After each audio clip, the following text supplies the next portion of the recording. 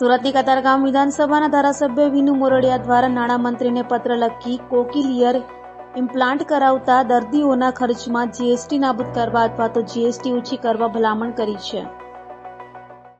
સુરતની કતારગામ વિધાનસભાના ધારાસભ્ય વિનુ મોરડિયાએ નાણામંત્રીને પત્ર લખ્યો છે અને જણાવ્યું કે કોકિલિયર ઇમ્પ્લાન્ટ કરાવતા દર્દીઓના ખર્ચમાં જીએસટી નાબૂદ કે ઓછી કરવા ભલામણ કરી છે. વિનુ મોરડિયાએ જણાવ્યું હતું કે દર્દીઓના પ્રોસેસર, બેટરી ચાર્જર, કેબલ, કોયલ જેવા પાર્ટ્સમાં 18% જીએસટી વસૂલવામાં આવે છે, તો મોટાભાગે 90% દર્દીઓની સંખ્યા મધ્યમ અને ગરીબ વર્ગની છે અને તેમાં પણ મોટાભાગના બાળકો હોય છે. તો તેવા બાળકો માટે માનવતા રૂપે સરકાર મદદરૂપ થાય અને જીએસટી નાબૂદ અથવા તો 6% કરવામાં આવે તેવી ભલામણ કરી હતી.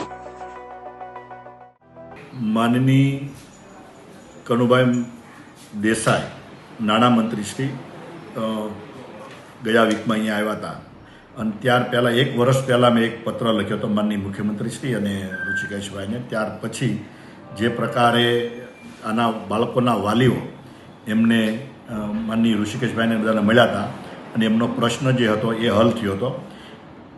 ત્યારબાદ ફરીથી પાછા એ વાલીઓ મારી પાસે આવ્યા અને એમનું કહેવાનું એવું હતું કે જે કોક્યુલર પ્લાન્ટ એટલે કે કાનમાં સાંભળવાનું મશીન જે બાળકો માટે, એ બાળકોને જ્યારે મેન્ટેનન્સ આવે એની વોરંટી પૂરી થાય 3 વર્ષ પછી, ત્યારે એના જે સ્પાર્ટ હોય, બેટરી, કેબલ, ચાર્જ, આ બધા જ પ્લાન્ટો ઉપર 18% જેટલો જીએસટી છે.